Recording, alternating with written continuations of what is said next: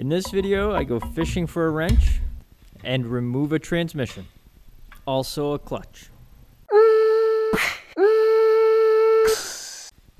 I just finished removing the transfer case. I'm going to link to that video in the description.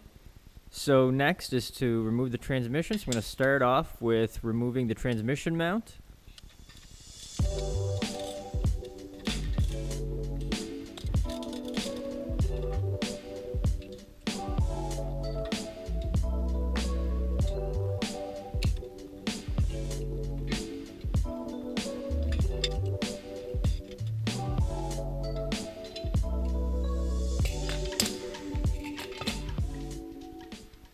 And there's an electrical connector to disconnect.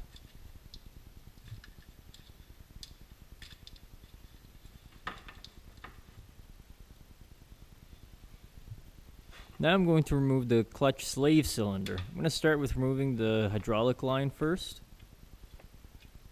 And that's just a clip that needs to be pulled. The line is also secured to the upper mounting stud for the slave cylinder.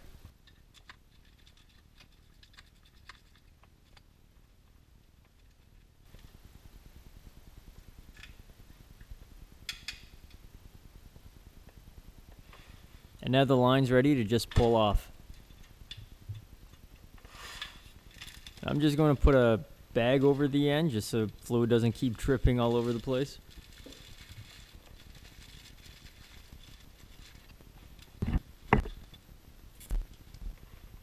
And now it's just the bottom nut left to remove. I'm going to keep pressure on it until I have the nut removed, then I'm going to guide it out gently.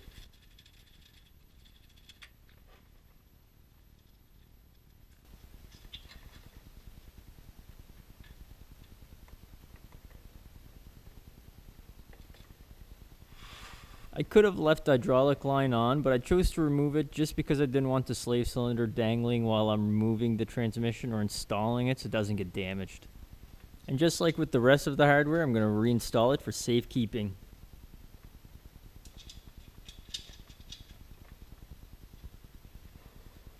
Next, I'm going to remove the starter.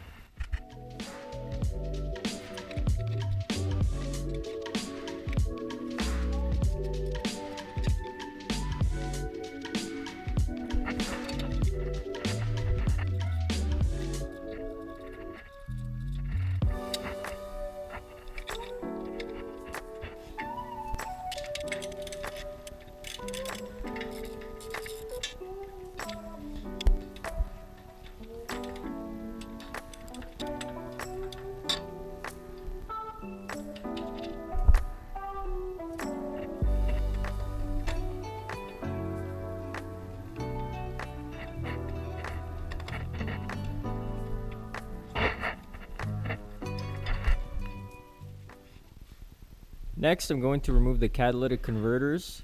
Now, the catalytic converter on the right side is a bit harder to get to because you have to remove the battery tray, the fuse box, and the air box to get access to it.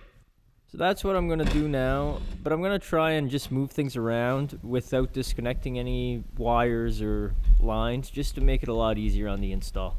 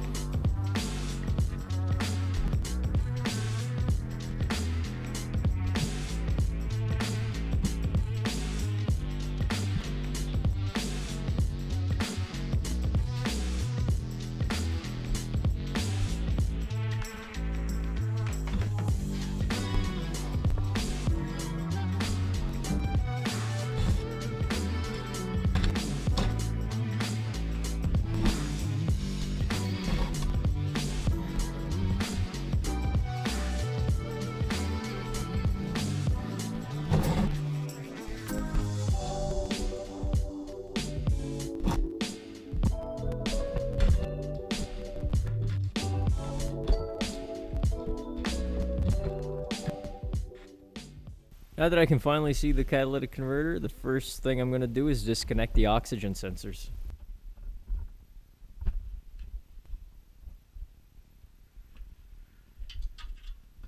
Only the upper two bolts need to be removed, but sometimes it's necessary to loosen off the lower two bolts. If the flange gets a little pinched, then it won't slide out.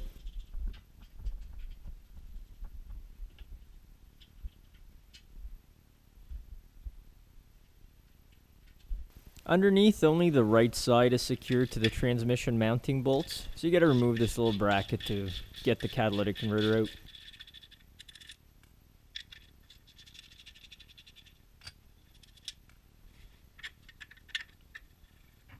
And as usual, some fishing will probably be required with this.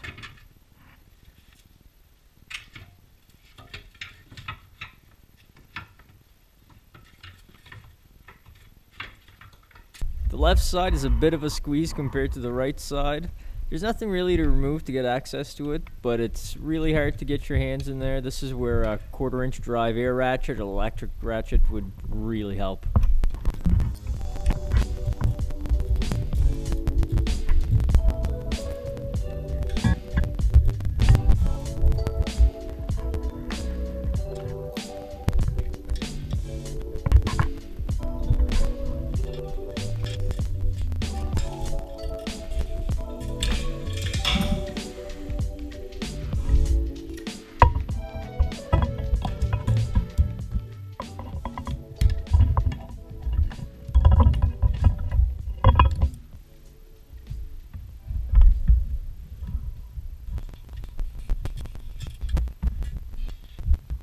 The left side's a lot easier to fish out than the right side.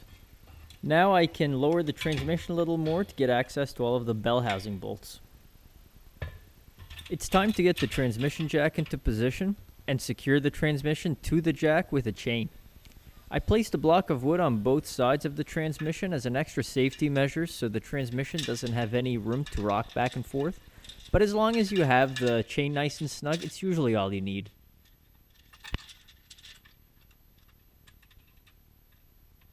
And finally, it's time to remove all the bolts around the bell housing that secure the transmission to the engine.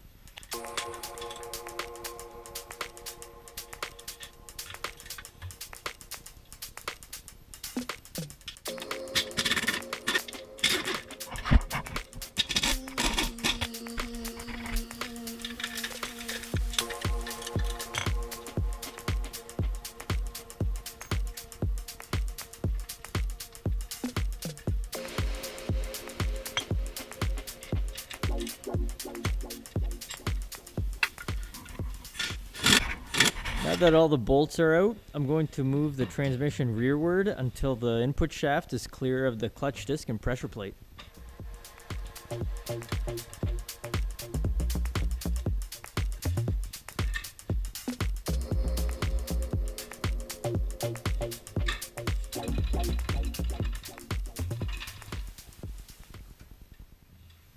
So the transmission's out and we can finally see what that squealing was, and as you can see, the throw bearing has completely fallen apart. There's just nothing left of it.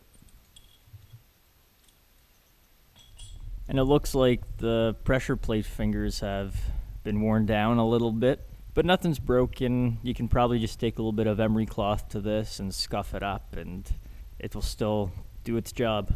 Since I'm already this deep, I'm going to remove the clutch so I can get at the pilot bearing. There's nothing wrong with my pilot bearing, but for the $20 that they cost, while I'm already this deep into the project, might as well replace the pilot bearing as well. I'm going to mark where the pressure plate is on the flywheel so I can reinstall it in the same position if I end up reusing the same clutch. I'm not sure if I'm going to reuse it yet. I'll see what kind of shape it's in once I have it out.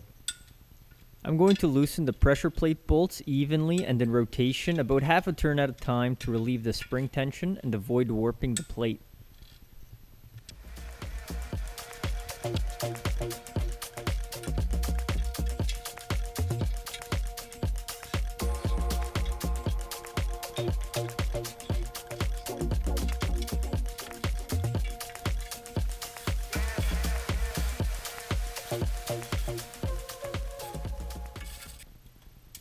Once all of the bolts are out, the pressure plate and clutch disc can be pulled off of the flywheel.